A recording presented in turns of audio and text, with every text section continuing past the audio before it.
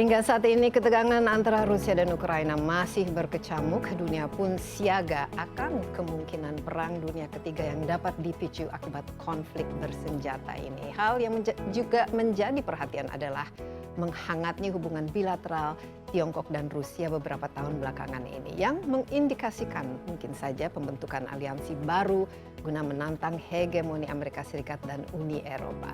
Bagaimana aliansi ini dapat membentuk tatanan baru dalam geopolitik global? Insight akan membahasnya bersama saya, Desi Anwar.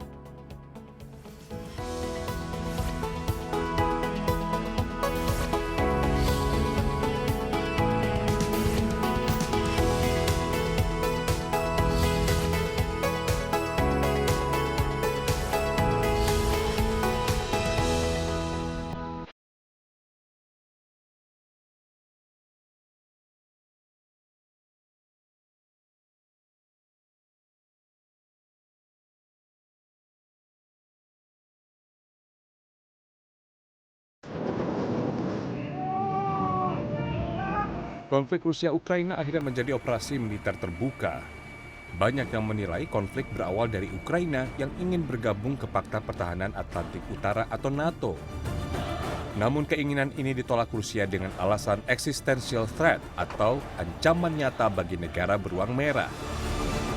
Ekspansi NATO ke halaman depan Rusia dikhawatirkan akan disusul oleh berdirinya pangkalan militer di Ukraina. Ketegangan pecah setelah Presiden Putin mengumumkan perintah operasi militer di timur Ukraina pada 24 Februari 2022. Sebelumnya Rusia mengakui kemerdekaan Donetsk dan Luhansk atas Ukraina. Rusia pun melancarkan serangan ke sejumlah kota di Ukraina termasuk ibu kota Kiev. Manuver Rusia ini pun berdampak pada konstelasi geopolitik dunia. Benturan kepentingan antar negara, perebutan akses sumber daya alam dan energi, serta tantangan perubahan iklim dapat memicu terjadinya perubahan geopolitik global. Munculnya aliansi strategis seperti Rusia-Cina dengan irisan kepentingan yang sama mengokohkan kekuatan politik dan militer di kawasan Eurasia dan Asia Pasifik untuk membentuk tatanan baru dalam geopolitik global. Ya, serangan yang dilakukan oleh Rusia terhadap Ukraina tentu saja akan berpengaruh ya terhadap konstelasi geopolitik dunia. Benturan kepentingan antar negara, misalnya perebutan akses energi dan tantangan perubahan iklim di saat krisis global seperti saat ini memicu terjadinya perubahan geopolitik global. Aliansi strategis dengan dasar kepentingan yang sama pun bermunculan menantang hegemoni negara-negara besar. Lalu seperti apa gambaran peta geopolitik dunia saat ini pasca konflik Rusia-Ukraina pecah? Sudah ada bersama saya di studio analis pertahanan militer dan negara Koni Rahakundini Bakri untuk membahasnya. Halo Mbak Koni, apa kabar? Halo, kabar baik. Sehat selalu. Sehat dong harus. kita teman lama. Teman lama di MIT ya. MIT, dan tentu saja wawancara ini kita lakukan dengan protokol kesehatan yang sangat ketat. Sudah divaksin, sudah di booster, sudah antigen, PCR segala macam, dan kita juga menjaga jarak. Nah, Koni, yang hangat tentu saja ini kalau kita selama 2 tahun ini perang melawan COVID. Aduh, perang yang itu praktis sekarang berita atau informasi mengenai COVID berkurang, tapi yang ada memanas menjadi kemungkinan perang dunia karena eskalasi akibat serangan yang dilakukan oleh Rusia terhadap Ukraina. Nah, kita sudah banyak sekali ya analisa mendengarkan kira-kira kenapanya, tapi saya lihat mungkin ada 3 hal dalam serangan ini, kenapa ini salah satunya kenapa ini terjadi. Pertama ya tentu saja kata pihak Rusia ekspansi dari NATO ini sejak Uni Soviet pecah ya, dan semakin lama semakin banyak negara-negara yang bertetanggaan yang selama itu menjadi bagian dari satelit Uni Soviet itu menjadi anggota NATO, termasuk Ukraina yang ingin menjadi anggota NATO.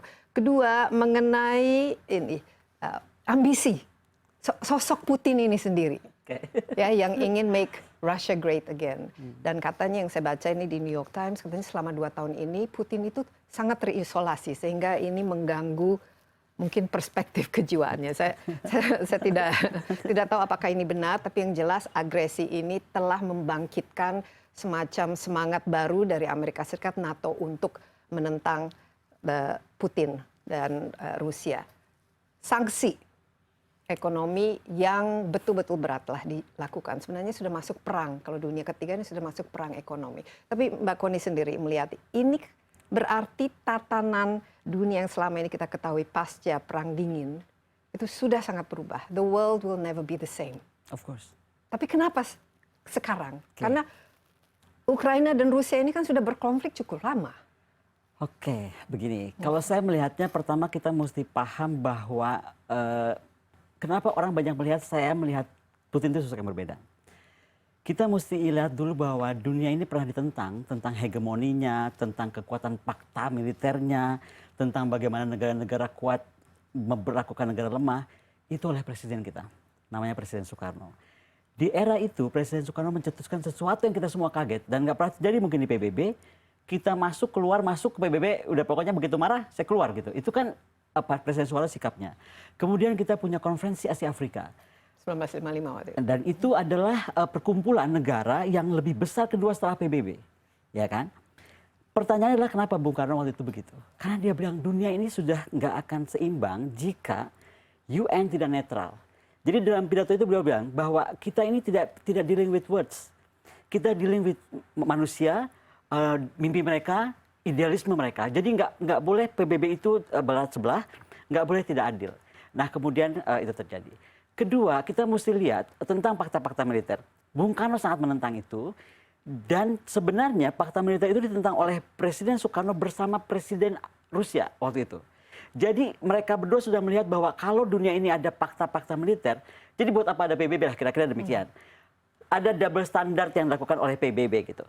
Nah yang terakhir juga kita mesti lihat misalnya tentang bagaimana Inggris takut sekali kepada Presiden Soekarno dan Moskow waktu itu terkait terusan Suez. Jadi Presiden Soekarno itu tegak berdiri ketika Suez itu sedang mau dikuasai Inggris. Ya. Dan akhirnya Suez mundur karena tadi Presiden Soekarno punya kekuatan diplomatik yang hebat dalam Asia Afrika.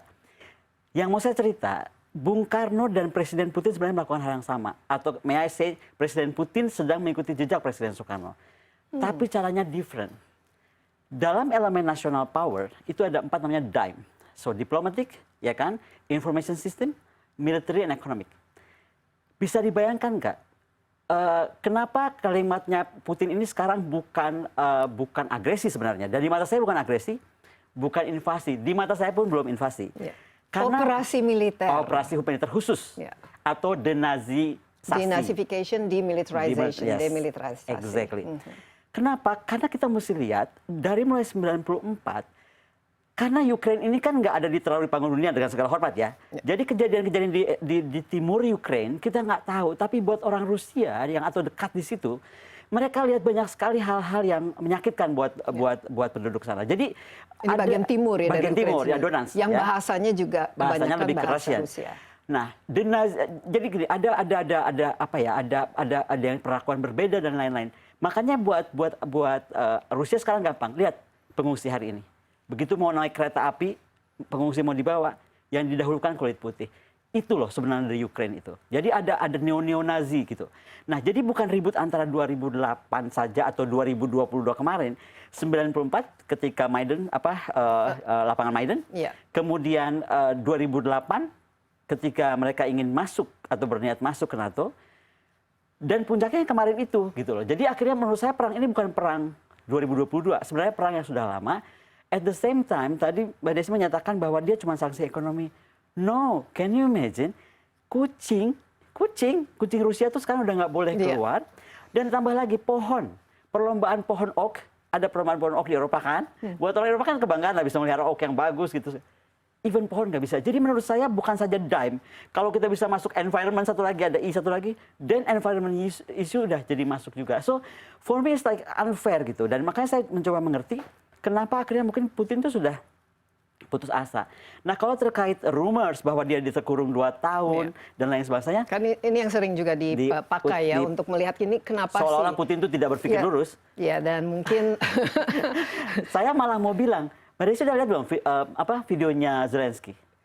Dia tuh bikin press release, dia mabuk sedang Oke, fly. kita di sini coba objektif ya, karena serangan apapun, apalagi sekarang ini, dan apalagi Ukraina setelah Uni Soviet juga bubar kan merdeka, dan ya kalau ingin masuk Uni Eropa, ingin mendapatkan istilahnya kehidupan demokrasi yang lebih baik, itu kan boleh-boleh saja. Dan ingin menjadi bagian dari NATO juga sebenarnya kan sah-sah saja. Nah, poinnya kan juga di sini kenapa seluruh dunia, hampir seluruh dunia ya, sekarang Indonesia juga sebenarnya termasuk ya, yang mengecam ya bahwa serangan terhadap negara yang independen itu kan tidak dibolehkan. Nah, tapi ini kembali ke bukan saja kenapa-kenapanya, tapi dampaknya terhadap tatanan dunia ini, Mbak Connie. Ada NATO, ada US, dan sanksi-sanksinya betul sekali. Bukan saja ekonomi, ya, bukan saja terhadap oligark, sanksi budaya, tidak boleh ikut sport, vodka saja sekarang sudah di-ban dan lain sebagainya, dan ada semacam histeria dan anti semua Rusia. Ini kira-kira akan dibawa kemana? Karena Ukraina ini selalu meminta, ayo mana bantuannya, jangan hanya kasih senjata ini itu, tapi PHP. Ayo tolong diserang pesawat Rusia, no-fly zone, ayo lebih lagi. Ini kira-kira kemana? Akan dilakukan lebih lagi, dan apakah kira-kira? Saya dari awal sudah bilang, Putin mau dihukum apapun, dia udah kebal. Dan saya nggak bicara cuma Putin ya, tapi the whole system dari pemerintahan Rusia. Karena tadi saya bilang perjalanan sudah panjang dari 94, kekesalannya sudah panjang. Contohnya waktu ketika resolusi PBB tentang neonazi dihapuskan, harus dihapuskan, itu Ukraina menolak, Eropa diam saja. Nah, kemudian jadi itu sudah bertumpuk banyak. Aneksasi Crimea kan juga tidak terlalu banyak mendapat hukuman ya, Putin itu sendiri. Iya, tapi kembali kalau sekarang kita lihat dunia ya, pernah ingat waktu serangan Bush? Bush itu kan menyatakan ke seluruh dunia, you are with me or against me. Dan serangan-serangan yang terjadi, kemudian saya nggak pernah lihat Amerika kucingnya dilarang kemana-mana, pemain bolanya dilarang kemana-mana, pohonnya nggak boleh bergerak kemana-mana. Never. Jadi menurut saya kita pun mesti melihat kenapa tiba-tiba kita corner Putin. Menurut saya dampaknya akan berbahaya. Contoh saja ya, saya mendapat email dari Israel. Oke, kita tahan dulu. Kita break dulu, tapi ini pasti dan akan sangat menarik ini analisisnya, Mbak Connie. Tetaplah bersama kami, Insight with Desi Anwar akan segera kembali.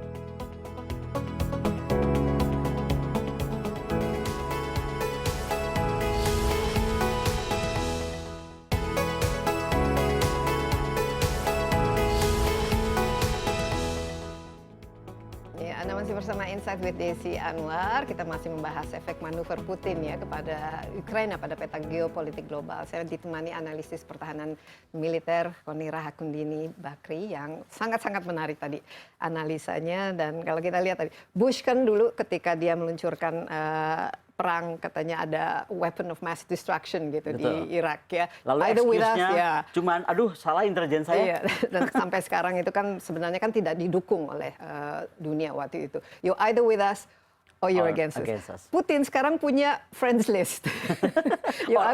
Unfriend. Dia banyak unfriending.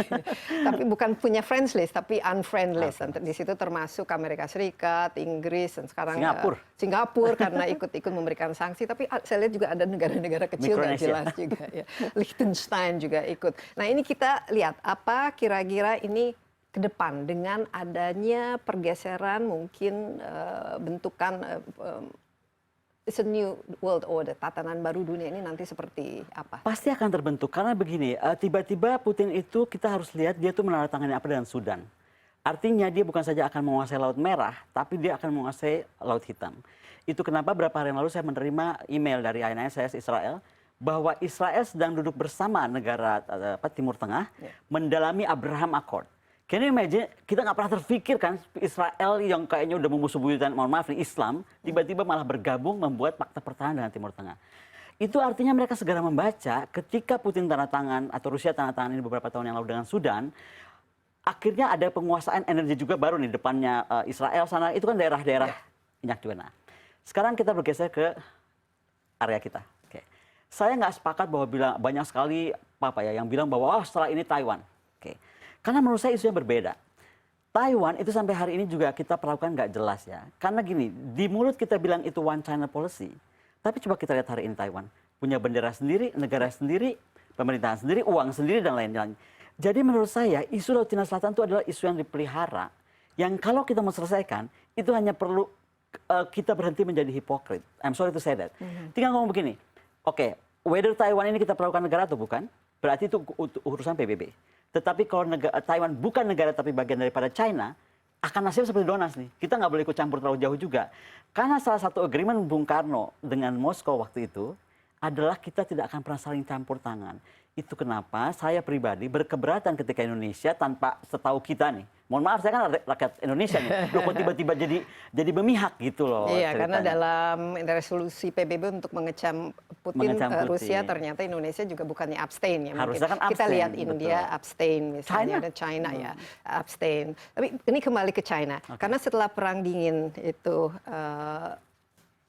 dengan runtuhnya lah, bubarnya Uni Soviet, ada satu negara yang ternyata mengambil ya hegemoni yang dimiliki oleh Amerika Serikat ketika Uni Sovietnya sudah tidak ada, yaitu China. China mulai bangkit dan mulai menyaingi, tapi khususnya dari sisi ekonomi dan teknologinya. Dan menurut saya ini kan sebenarnya sangat-sangat ya inilah yang membuat Amerika Serikat saat ini selalu China itu harus dikritis ya, harus atau dianggap enemy lah, musuh ya. musuh. Saya juga nggak ngerti kenapa negara-negara itu harus dianggap musuh ya. Posisi China dalam hal ini kan sulit ya. Dia temannya dengan Rusia, tapi at the same time harus mengecam invasi ini, tapi pada waktu yang sama tidak ingin memberikan sanksi atau melibatkan diri lebih jauh, apalagi secara militer. Bagaimana? Karena begini, China paham betul apa yang dilakukan tadi tentang DAIP tadi, terhadap China pun dilakukan.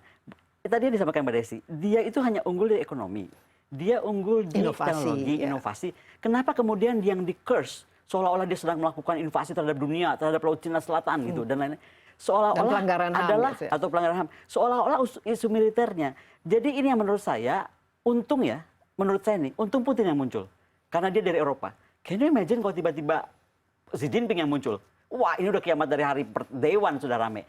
Tapi ada perubahan konstelasi ini mesti kita pikirkan. Pertama adalah terkait posisi Indonesia. Apakah kita mau tetap non-alignment? Karena kalau kita dulu justru non-alignment. Kita yang melahirkan kita yang menginisiasi. Iya, menginisiasi bersama-sama Rusia juga kan, jangan salah. Yugoslavia, Tito. Nah, jadi maksud saya, kita tuh mesti sadar juga kenapa saya bilang hati-hati bersikap. Karena sebenarnya apa yang dirasakan Rusia, harusnya kita rasakan, cuman kita tuh kadang-kadang nggak aware. Kita terlalu sibuk sama internal affairs, yang kecil-kecil, membicarakan, saya nggak bilang azan nggak penting, tapi yang kayak gitu-gitu. Lupa bahwa kita tuh sekarang kawasan kita, itu dikelilingi FPDA, Five Powers Defense Arrangement, kemudian The Quad. The Quad itu juga aneh, karena ada India kan, di situ ada Jepang, kemudian ada AUKUS. AUKUS, Australia, Inggris, dan Amerika US. Serikat. Ya. Dan AUKUS ini masalahnya adalah dia sudah bersiap, karena saya baca dokumennya, itu tuh 11 item, itu tentang perang masa depan. Jadi penguasaan cyber, kawasan, penguasaan perang udara. Jadi kayaknya udah siap semua. Yang menurut saya, ketika diperlukan oleh Amerika Serikat, in a second, dia bisa bikin itu menjadi fakta pertahanan Indo-Pasifik. Where is Indonesia position? Makanya saya bilang hati-hati apa yang dirasakan Putin, perhaps one day, soon, that is what we are going to feel. Iya, tapi ini sebenarnya kan juga kesempatan bagi Indonesia, walaupun ya ini saya setuju secara objektif seharusnya Indonesia kan ini foreign policy-nya atau kebijakan luar negeri selalu bebas aktif, zero, 1,000 friends, zero enemies, gerakan in a non-block, pokoknya tidak barat, tidak timur, tapi lebih ke independen, selalu menyatukan kan tadi kita sebagai inilah di tuan rumah di konferensi G20. Asia Afrika juga. Asia Sekarang Afrika. G20. Kira-kira untuk mengantisipasi ya perubahan tatanan ini, apa dan peran seperti apa yang bisa kita mainkan? Saya harapkan Presiden Jokowi itu punya apa ya, kalau bahasa agama tuh makom. Jadi punya confident, punya wawasan, punya keyakinan untuk berkata seperti Soekarno. Bahwa kita itu tidak boleh memperlakukan Putin seperti pesakitan, mohon maaf ya. Itu yang saya bilang, beda sekali ketika Bush ataupun siapapun era Presiden Amerika dengan apa yang alami Putin sekarang. Jangan lupa bahwa kemudian kita mesti paham sejarahnya, lahirnya. Ini penting untuk kita tahu. Sejarah Indonesia, Aljazair, Vietnam, Israel, itu adalah People of Liberation Army. Jadi kita tuh langsung tentara rakyat, merasa dekat dengan rakyat. Tentara Rusia tuh beda. Dari lahirnya dia tuh di Kiev. Jadi kan dulu tuh kan Kiev Rus namanya. Ada Ukraine, Rusia, Belarus. Nah, mereka itu tiga tuh bersatu.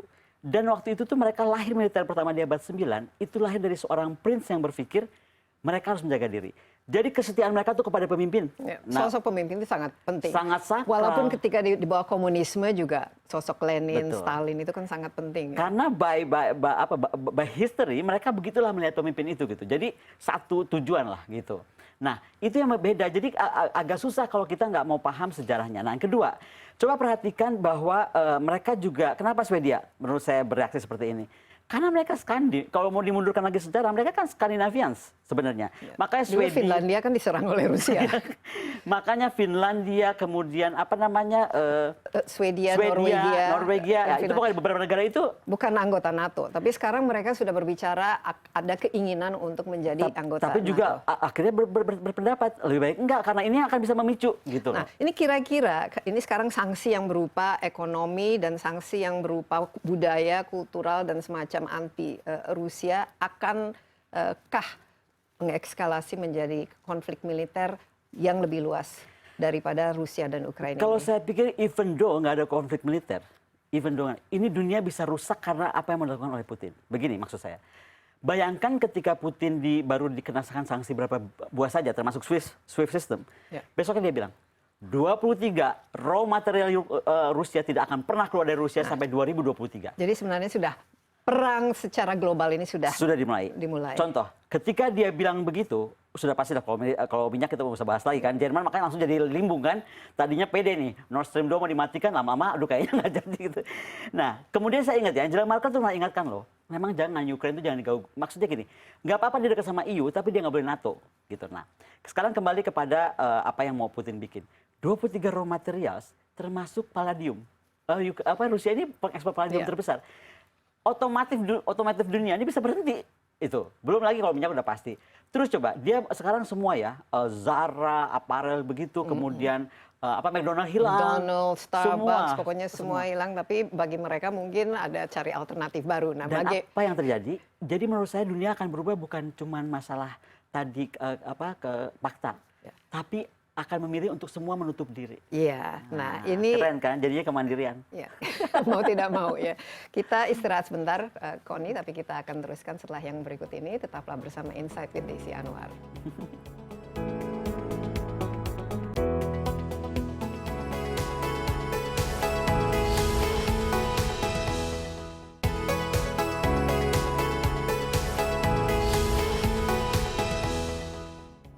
Masih bersama Insight with Desi Anwar, kita melanjutkan perbincangan mengenai tatanan geopolitik global akibat konflik dan serangan yang dilakukan oleh Rusia terhadap Ukraina. Mbak Connie, ini analisisnya luar biasa. Saya juga selalu tercerahkan kalau ngobrol dengan Connie mengenai masalah ini dulu. Saya ingat kalau bicara mengenai perang, apa sih yang akan memicu perang? Betul. Dunia khususnya. Masih ingat ya kita ngobrol di Boston di bawah pohon.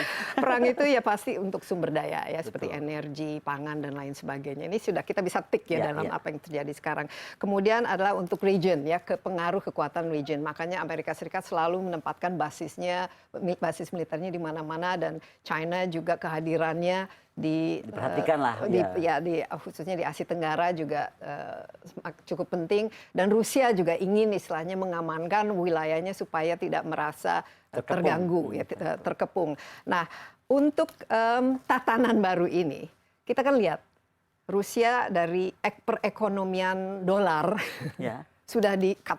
Orang pakai Visa, Mastercard, pokoknya orang Rusia di Bali katanya udah nggak bisa bayar. Ya nggak bisa ngambil uang. Tapi kalau dulu axis of evil-nya kan ada Korea Utara, ada Iran, ya. Katanya Rusia ini adalah much bigger, 10 times bigger daripada Korea Utara. Bentuk tatanan perekonomian, karena sebenarnya ini kan perekonomian ya, yang sangat penting karena kita sekarang sudah terkoneksi. Ya. Perdagangan itu semua sudah uang, peredaran uang, investasi itu semua sudah tergabung dalam globalisasi. Tapi ini bagaimana? Pasti kan pecah-pecah. Betul. Karena Rusia sekarang kalau mau trade sama saya pakai rubel. Pakai rubel atau enggak kita pakai kripto. Ya, atau emas. Betul. Nah, ini gimana? Jadi kayak zaman dahulu aja nanti ini bagaimana? Karena di situ siapa-siapa saja friends-nya Rusia. Ada China. Gini aja, bayangkan aja Rusia itu sebesar apa. Besar sekali. Dan China sebesar apa. Dan penduduknya sebesar apa. Ketika Mastercard dan Visa Card di ban, itu kemudian tanda tangan antara Xi Jinping dan Putin. dia akan bikin satu sistem pembayaran baru. Jadi berapa persen dunia itu akan punya sistem itu. Artinya is make them stronger.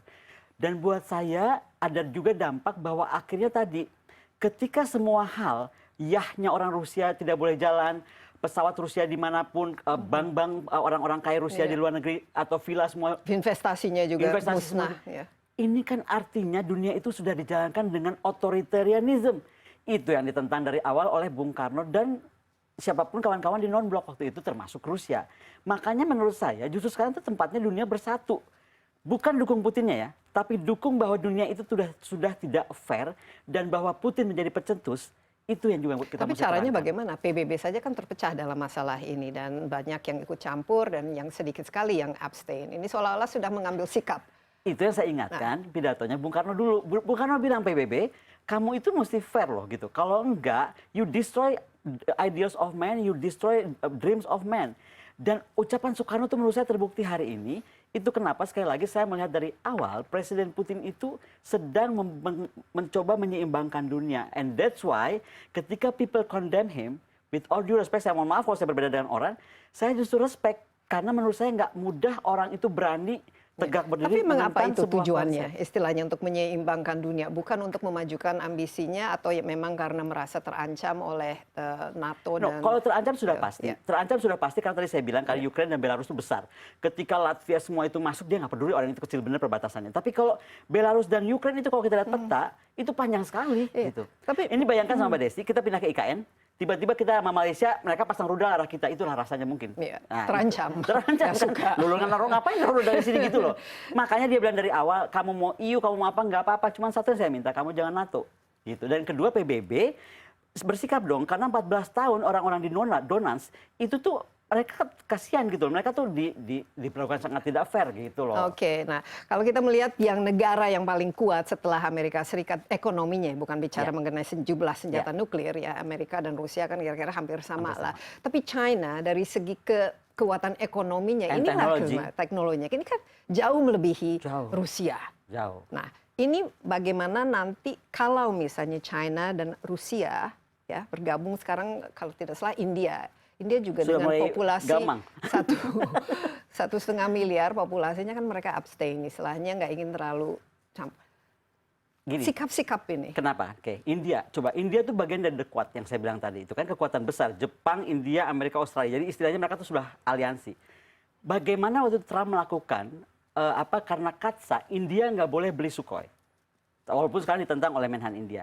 Yang mau saya bilang, jadi gini, orang ketika berkomitmen ke Amerika Serikat diperlakukan fairkah oleh negara barat gitu, Amerika, aliansi dan kawan-kawan. Karena jika tidak hari ini dia udah kelihatan seperti itu loh. Kan dia bingung gitu, kenapa jadi begini? Nah, satu. Kedua, kita bicara tentang, dulu ingat nggak Pak Marty Natalegawa, itu makanya I'm so very proud of him, karena beliau tuh pernah mengingatkan, regional equilibrium. Which is sekarang ini adalah salah satu bentuk menurut saya akan membentuk, kalau kita mau nih, regional equilibrium baru. Kita nggak keberatan dari US PACOM, US Indo-PACOM, US COM, this and that. Itu haknya Amerika Serikat. Tetapi dengan perkembangan hari ini, saya merasa Indonesia sekarang harus duduk tenang, duduk dengan India, duduk dengan Xi Jinping, atau siapapun negara ASEAN. Coba, apakah kita sudah harus membentuk lebih ikatan, lebih erat justru dengan India, dengan Cina, dan tetangga kita. Because we're not, Amerika Serikat kan our neighbors, tapi jauh sekali neighbors dari. Nah, sama. Jadi kita neighbors, kita terdekat aja. Saya tinggal di Pondok Indah, Mbak Desi tinggal di Kebayoran, kita kan nggak mungkin terlalu dekat. Saya akan temenan sama ini Cilandak. Oke, nah hal seperti itulah yang kira-kira menurut saya harus kita shape karena bahaya daripada ban semua atau memberikan hukuman sebegini jauh kepada Putin. Tahu nggak apa bahaya paling besar? Polarisasinya akan semakin runcing lagi. Dan Indonesia harus mulai berpikir tentang apa yang disebut Bung Karno berdikari. Siap-siap. We have to close our neighbors, our borders. Ya, dan ini pasti mustahil kalau sekarang karena ini semua komunikasi kita sudah globalisasi yang namanya internet, dunia maya. Justru yang lebih membahayakan adalah kalau ini menjadi cybercrime saja kan sekarang sudah sangat. Tapi boleh nggak Mbak Desi ada hipokrisinya? Ketika Cina itu membuat WhatsApp sendiri, WeChat itu Weibo, semua, WeChat. Weibo, orang semua bilang kan, oh Cina itu tertutup. Apa yang dilakukan kepada Putin? Sekarang Rusnet akan semakin besar. Putin tanggal 11 hari ini tanggal 11 kan, dimatikan dia dari sistem dunia. Dan dia bilang matiin aja, saya punya Rusnet. Ini semua pembelajaran buat Indonesia. Kenapa akhirnya teknologi penting? kita ilmu pengetahuan penting, pendidikan itu bukan gelar, sekarang saya lihat ada yang salah Mbak Desi, orang cuma pengen kejar-kejar gelar terus dia ngapain gitu, tapi bagaimana pendidikan itu melahirkan orang yang punya pemikiran besar dan juga tadi teknologi, inovasi dan lain-lain. Iya, dan apalagi nanti kalau harga pangan semakin meningkat, ya harga energi semakin meningkat, dan juga inflasi pupuk dan lain sebagainya di sini, mau tidak mau kita juga harus mempersiapkan diri, mandiri. Berdikari kalau istilah Bung Karno. Iya, berdiri di kaki sendiri. Kita istirahat sebentar, Mbak Koni, tapi tetaplah bersama kami. Insight with Desi Anwar akan segera kembali.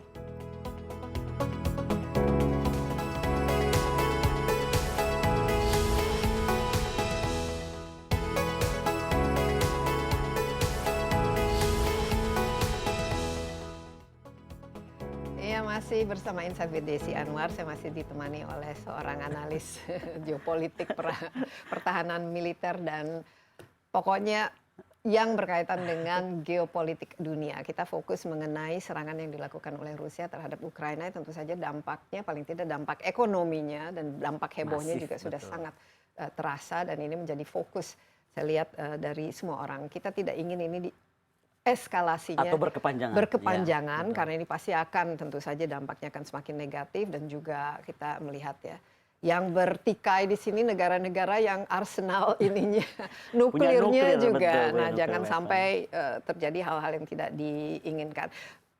Sebelum kembali ke China, ke Amerika Serikat itu sendiri, kita lihat sekarang kan Presiden Biden, ya Presiden Biden mungkin dia ya memang Ukraine harus dibantu dan lain sebagainya, dan berhasil untuk justru memperkuat yang namanya NATO. Ya, kalau dulu kan NATO kan no action talk only, tapi sekarang semuanya seperti kita harus bersatu, kita harus komit untuk membantu Ukraine. Sebelumnya kan Donald Trump.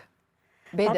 Tapi beda juga. Sekarang buktinya kalaupun bantu, kemarin Polandia mau terkait pesawat jet tempur. Nggak boleh.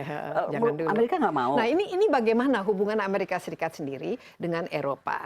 Karena Eropa selama ini kan melihat Amerika sebagai leader sekarang. Ya leader, tapi at the same time NATO kan dianggap nggak terlalu penting. Kita kan masuk ke cukup lama ini masuk ke istilahnya dunia yang damai lah, tidak ada konflik di mana NATO harus inilah. Di sini yang saya bilang ada hipokresinya, mohon maaf aku potong.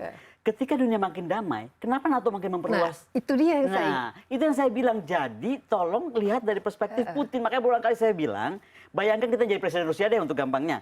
Lo katanya dunia udah damai, lah kenapa NATO makin besar? Ya, sementara dan semakin ke arah saya. Sementara Pakta Warsawa sudah semakin menghilang. Ya mungkin ini ada kaitannya dengan negara-negara yang menjadi independen setelah Uni Sovietnya runtuh, kan ingin berdemokrasi, ingin menjadi lebih kaya, ingin lebih bebas, ingin lebih sejahtera gitu.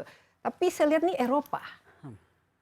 Bagaimana Eropa diuntungkan dengan ada konflik ini kalau mereka tetap memperlama lah situasi ini? Enggak akan untung. Karena Jerman sangat tergantung pada energi. Makanya sekarang kalau kita bisa lihat, saya sekarang baru mengerti, kadang-kadang saya percaya MI5 sama MI6-nya Inggris itu memang canggih. Waktu UK keluar dari EU, saya kan heran, kenapa dia keluar dari EU ya? Sudah bagus-bagus. Saya akhirnya dapat gambaran, ini sudah diprediksi bahwa akhirnya Uni Eropa akan pecah. Buktinya sekarang UK paling aman sebenarnya. Dalam hal ini UK lebih aman karena dia kan nggak usah terikat kepada EU gitu kan. Dia sudah Brexit. Sudah Brexit. Nah itu satu. Kedua, pertama tadi intelijen itu sangat penting, bisa kelihatan dari MI5, MI6 keputusannya harus Brexit terjadi. Nah yang kedua kita mesti lihat tadi, makanya sejarah kita mesti mundur tuh bukan cuma abad 9, tapi mereka itu siapa? Mbak Desi bayangin nggak? Ini kan seperti kita Sriwijaya dulu menguasai segala macam daerah, terus tiba-tiba muncul Majapahit. Nggak mungkin itu nggak clash, tapi juga nggak mungkin kita clash separah mungkin.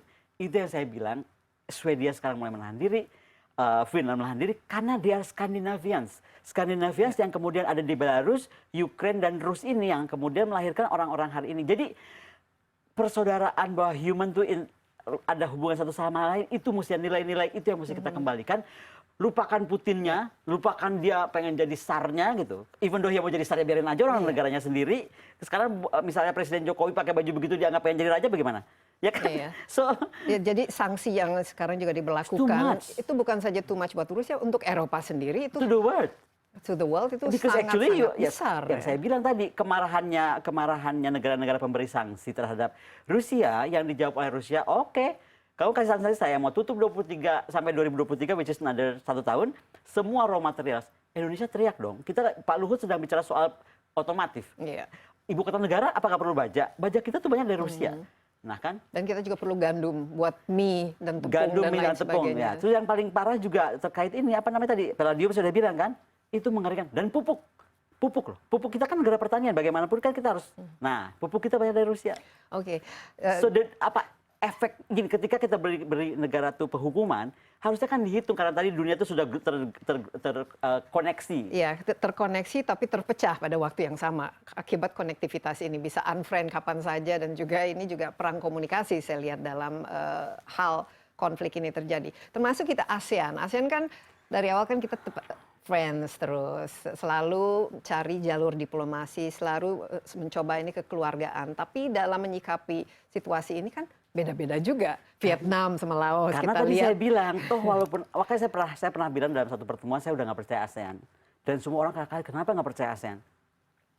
Bagaimana mau saya percaya ASEAN? Karena di ASEAN itu ada negara FPDA, Five Power Defense Arrangement, which is misalnya satu hari kita berantem sama Brunei misalnya. Ya, itu sebenarnya negara koloni Inggris. Commonwealth countries. Brunei, Malaysia, Singapura, Inggris, Australia juga Australia. kan. Nah, kita bisa di-attack oleh mereka gitu. Nah, jadi bagaimana ASEAN bersatu ketika yang satu sudah berbeda gitu? Itu juga nggak mungkin. Makanya saya tuh merasa dengan adanya Putin, kemudian tadi Timur Tengah bersatu, Israel menjadi bergabung ke Timur Tengah, mungkin PR buat kita, apakah sudah waktunya kita bersatu? Kalau Asia Tenggara atau Oke, kita bersatu dengan siapa-siapa? Siapa yang di friends list kita? Nah, karena yang ini pasti kan friend list kita ini ya? sekarang yang dilakukan oleh To be dunia. real, oke. Amerika To be real, dan Eropa juga punya friends. Yang kita friend list kita harusnya India, Cina. Dan itu kita akan jadi kekuatan sangat besar. Pasti, karena Australia udah susah. Dan dari populasi juga luar biasa. Maunya saya sih Australia, karena walaupun Australia itu merasa dia orang barat, tapi kan dia ada di kita gitu. Tapi kan Australia sudah terikat dengan The Quad, terikat dengan AUKUS, sudah makin berat dia keluar. Beda sama India, dia masih hanya di The Quad gitu. Tapi ini kan jadi lebih, kalau kita AUKUS itu kan Eurocentric ya. Yes. Sementara kalau kita Indo-Pacific centris should be Indonesia, India, and China. Ya, tapi kita banyak sekali perkumpulan, ada yang namanya APEC ya. Ada yang namanya tadi NAM, Non-Aligned Movement, ada yang namanya ASEAN. Tapi ini ada. Mbak Desi pernah gambar nggak ya? Aku pernah iseng gambar begitu. Aku masuk itu. ASEAN Plus, ASEAN This, ASEAN That, terus tadi APEC. Itu udah jadi kayak spaghetti. Ya, tapi sekarang kan bubar dengan adanya ini. Jadi kita harus membuat sesuatu yang baru, kaukus baru atau bentuknya semacam bentuk baru, karena tadi kita lihat dan berbasis apa? Berbasis lebih ke ekonomi, lebih berbasis ke budaya, semua karena dari dime. segi senjata kita kan tidak tetap dime, diplomasi, information system, kemudian military, dan juga ekonomi. Kenapa? Karena hari ini kita bisa lihat sebuah negara berdaulat bisa diperlakukan seperti itu. Bayangkan diputus dari dunia tiba-tiba. Itu mungkin saja diberlakukan kepada kita. Iya. Nah, peran nuklir dalam hal ini. Ini kan selama ini nuklir selalu digunakan sebagai deterrent. Ya. Apalagi ini blok barat, blok timur, kenapa dan mereka sama lah jumlah, makanya arms race itu punya 10 harus punya 10, 11 harus tidak ada hentinya. Tapi misalnya kalau nanti Indonesia, India, kemudian China, nah itu kalau dihitung-hitung kekuatan militernya kan kalah sama Amerika Serikat dan enggak, kalau kita bergabung dengan China dan India, no, we are going to be powerful. India memang punya senjata nuklir, tapi dari jumlahnya maupun kekuatan militernya. Jadi gini, yang pasti itu begini, walaupun Indonesia itu punya hanya nuklir kita ya 3 ya. 1 reaktor atom Trigalmark, itu dibangun oleh Eisenhower. Nah itulah hebatnya Soekarno. Tapi nuclear heads yang bisa menyerang yang sekarang aku mau bilang soal Trigalmark ini, itu bisa multipurpose. Jadi waktu dibangun untuk riset, tapi once my dad kan ahli nuklir, dia kesana dia rubah mau jadi reaktor. Tapi bodohnya Indonesia, mau maaf ya, saya bilang bodoh. Itu bagian dari Non-Proliferation Act. Nah itu, kita menandatangani itu non-proliferation. Jadi artinya kita anggap aja apapun nuklir yang kita punya berarti tidak boleh. Karena even uraniumnya itu dikontrol. Ya kan, oleh IAEA, International Atomic Energy Agency. Jadi kita hanya bisa rely to India and China for that matters. Ya, tapi China dibandingkan dengan Rusia dan Amerika Serikat, jumlah nuclear heads yang mereka miliki itu jauh lebih. Tapi this is not about the jumlah of nuclear heads, tapi kemana dia mengarah dan bisa bikin dampak apa. Ya. Sekarang Kim Jong Un kan lagi sibuk ini. North Korea juga udah mulai testing. Berarti kalau kita tadi ya, mohon maaf, ingat nggak dulu ada porosnya Bung Karno? Jakarta, Moskow, Beijing, Pyongyang. Ya. Lah, berarti dunia ini secara nggak langsung akan bikin kita mengarah ke sana lagi. Oke, tapi ini yang ada nanti memprovokasi juga. Tambah Delhi dong, tambah Delhi. Iya, tapi kita ingat, kita kan non-aligned movement, kita gerakan non-blok. Nah, jadi ada resiko ya, untuk betul. terlalu mengambil pihak, apalagi kita posisi kita kan begitu sangat Nexus. strategis. Iya, kita tuh sangat eksis ya. Iya. Eksis daripada Indo-Pasifik, dan Indo-Pasifik itu adalah abad ke depan itu abad Ya, dan kalau Indo-Pasifik. tidak salah Presiden Biden sebentar lagi kan akan berkunjung ke sini Iya, untuk betul. memastikan teman-temannya di ASEAN juga akan nggak mendukung lepas, apa yang dilakukan oleh Amerika Serikat. Kita masih ada satu segmen lagi, Mbak Koni, tapi yang paling penting lagi, sekali lagi, bagaimana sih posisi Indonesia, apa yang perlu kita lakukan, dan juga jangan lupa ya, peran kita dulu tuh sebenarnya bisa jauh lebih penting dalam kancah kebijakan dunia, kebijakan global. dunia dan kebijakan luar negeri kita. Tetaplah bersama kami, Insight with Desi Anwar akan segera kembali.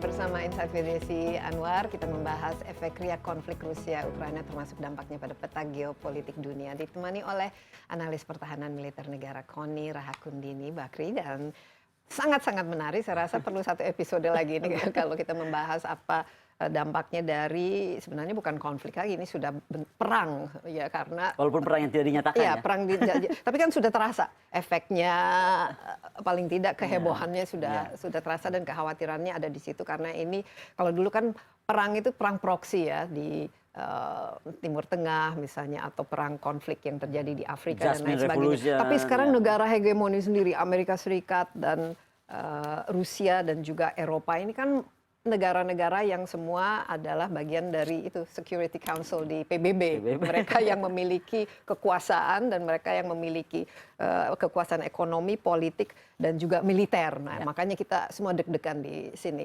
Globalisasi yang selama ini sudah kita rasakan, globalisasi lewat perdagangan, globalisasi lewat budaya, bahkan ya tadi itu sekarang Starbucks sudah mulai ditarikin di globalisasi tutup. Dari tentu saja komunikasi, itu semua terjadi, tiba-tiba yang ada terhenti, kembali ke regionalisasi. Nah, ke depan regionalisasi mungkin akan jadi nasionalisme. Kita, akan masing-masing negara. Nah, ini kita sekarang lagi presidensi G20.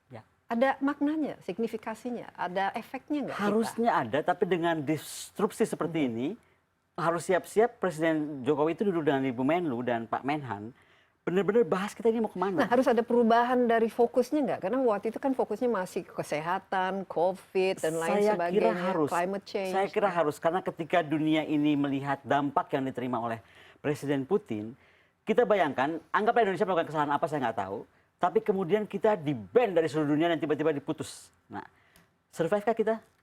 Ya kan? Itu yang mungkin kita harus pikirkan. Jadi sekarang akhirnya pertama regionalism, mesti dikuatkan kita mau dengan siapa dan bagaimana. Yang kedua adalah kemandirian negara atau keberdikarian negara harus dipikirkan. Jadi kalau hari ini kita rajin cuma teriak-teriak, kita harus cinta barang Indonesia, ya kan banyak sekali itu. Ini penting juga. Dulu slogan, sekarang betul-betul harus betul-betul didirikan. Industri pertahanan misalnya selama ini menurut saya masih dibilang mandiri juga nggak terlalu mandiri gitu kan, atau kurang mau betul-betul mempush kemandirian.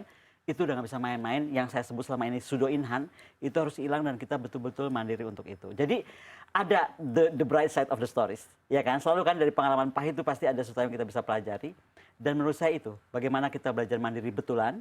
Jadi bisa tampil lebih kuat lagi. Lebih kuat lagi. Tapi ini bisa yang terjadi di Rusia juga. Putin bisa keluar lebih kuat lagi dengan adanya serangan ini. Buktinya apa? Buktinya ketika kejadian Crimea 2014. Hari ini dia diputuskan dari web dunia, dia survive. Uang-uangnya ditahan, dia udah punya SWIFT system sendiri. Itu yang kelihatan bahwa dari 2014, dari 194 sampai sekarang tuh dia ternyata membangun kekuatan kemandirian. Makanya buat dia begitu di shock seperti ini, mungkin perkiraan Eropa, dia akan menjerit-jerit. Enggak, dia malah bilang, enggak, semua saya tutup sekarang Eropa saya. Malah dunia yang shock karena ini akan semua boosting the price and everything. So, ini betul-betul kalau saya bilang the bright side of the story-nya, semua negara kesempatan harus... buat kita. Kesempatan kita semakin berdikari. Dan mungkin yang dulu digombar-gemborkan Amerika, oh negara tirai bambu itu nggak boleh. Ingat nggak? Dulu kan soal Cina menutup diri itu nggak boleh. Loh, sekarang kita malah mesti kalau perlu kita yang bangun bambunya. Kita yang bangun tirainya udah kita bikin aja sendiri. Karena ternyata bercampur seperti ini tuh dengan mudah diperkosa hak kita oleh seseorang yang lebih berkuasa selama PBB masih bersikap seperti hari ini. Beberapa hari yang lalu saya satu panel dengan Ketua Komisi 1. Dan dia ngasih ide bagus. Sebenarnya kita mungkin mesti mereformasi atau mereposisi United Nations. Kalau kita tidak mampu melakukan itu, dan itu yang mesti disampaikan oleh Presiden Jokowi. Cuman susah karena yang membentuk yang namanya PBB ini adalah negara-negara yang pemenang perang dunia. Kedua, ini menarik sekali, memang idealnya kita kan ya harus mandiri pangan, ya bisa swasembada. Dari segi perekonomian. Cuman masalahnya kan selama ini pertumbuhan kita sangat tergantung pada investasi, khususnya kan investasi luar negeri. Oleh sebab itu makanya kita temenan sama China, temenan sama Eropa, Amerika Serikat dan lain sebagainya. Tapi peran Indonesia sebagai peacemaker, saya rasa tuh harus lebih besar dimainkan. Karena bukan saja karena kita punya historis dalam gerakan non-blok dan juga Asia Afrika, tapi sekarang G20. Jadi bagaimana kita harus tampil? Makanya kenapa dari awal saya bilang siapa ya yang kasih ide kita mesti ambil posisi kemarin di UN Assembly. Karena harusnya kita bisa ambil peran netral tadi. Pertama kita pendiri non-blok, kemudian presiden kita ketua G20. Disitulah kalau saya jadi Presiden Jokowi, hari pertama tuh yang undang bukan Belarus harus meeting pertama. Keduanya diundangnya ke Bali, udah nggak pakai stress duduk di Bali nih. Coba bahas atau duduk di Mandalika. Ya kan, coba damai gitu. Di Bali banyak lagu Rusianya. Nah, iya, mereka berinvestasi. Iya. Nah maksud saya, itulah momen yang kita kehilangan. Sekarang udah Belarus udah duluan, kemudian Turki itu juga. Nah barangkali yang ketiga ini mungkin bisa Pak Presiden Jokowi over gitu. Betul-betul kita stand up. Dan ini saya harus menyatakan begini. Tapi dalam forum apa stand up-nya? Karena, karena kita sudah dianggap, walaupun saya lihat masih belum di dalam unfriended. Exactly, justru sebelum masuk ke dalam zona itu, ya kan, kita betul anulir kan nggak apa-apa orang menganulir. Kayaknya kita melihat sekarang perkembangan dan alasan misalnya dia ban semua raw material, dunia akan shock. Ya udah, coba kita mengambil peran lagi. Jadi gini loh, ada pengertian di masyarakat yang salah ketika kita bilang non-blok seolah-olah kita nggak memihak. Justru Bung Karno itu mendirikan non-blok adalah ketika dia memihak bahwa dunia itu harus adil. Dan hari ini kita harus jujur. Apa yang dilakukan kepada Putin, kepada Rusia, itu beda sekali dengan apa yang dilakukan kepada Bush dan kepada Amerika. Then we have to be honest about it. Gitu. Contoh sekarang Putin akan dorong resolusi PBB tentang kenapa di Ukraina ketemu laboratorium biologi. Dibuka dong ke publik. Ngapain bikin di sana? Ada apa? Untuk apa? Gitu. Iya, tapi kita kan coba kita harus menjadi pengaruh yang menciptakan perdamaian. Exactly. Kita jangan menjadi provokator juga kita jangan hanya wah ini karena oleh sebab itu ada justifikasi bagi Rusia untuk menyerang Ukraina, itu kan juga tidak dibenarkan kan apapun. Dan ini kembali ke China, menurut Connie, China tidak akan mengambil ini istilahnya belajar dari pengalaman Rusia ini, mungkin berpikir dua kali ya. Gini, pertama dunia yang harus berpikir dua kali, bukan Cina ya. Kalau saya jadi Presiden Xi Jinping, yang mesti mikir justru Amerika lagi. Kenapa? Selama ini Amerika selalu bilang kita one China policy. Perlakuan kita kepada Taiwan, itu kita semua jadi terbawa arus. Hari ini Taiwan negara atau bukan? Karena perlakuan Cina terhadap Taiwan jangan double standar. Secara de facto dan negara. Secara de facto negara. Nah kalau itu negara dudukan dia berhak dia duduk di PBB dan berhak semua kedutaan besar dia dibuka di seluruh dunia. Itu dulu ya. Tapi kalau kita bilang dia bukan negara, itu urusan dalam negeri Cina, ngapain kita ikut campur? Saya marah kalau sekarang ada ikut ngomong di Papua, misalnya kenapa Papua orang di Papua ngomongin di Oxford ada yang ngomong Papua, saya marah. Urusan apa? Iya, gitu tapi kan? Intervensi ini kita lihat kenapa kita kehilangan misalnya tim-tim itu kan juga karena pengaruh intervensi dari luar. Sekali lagi, ini ambil posisi. Dan saya tuh ingat ya, saya tuh wawancara dengan seseorang itu dan saya bilang, hati-hati nih. Nanti bisa-bisa Timur Indonesia bagian timur malah dianggap Micronesians atau kan kejadian Melanesians. Bukan bagian dari Nusantara. Sekarang kan suara-suaranya udah begitu. Bukan Melayu tapi Pacific Island. Pacific Islanders tapi kita ini sekarang melihat kembali ke tatanan dunia global baru yang sekarang kita masih secara ekonomi juga babak belur akibat COVID ya.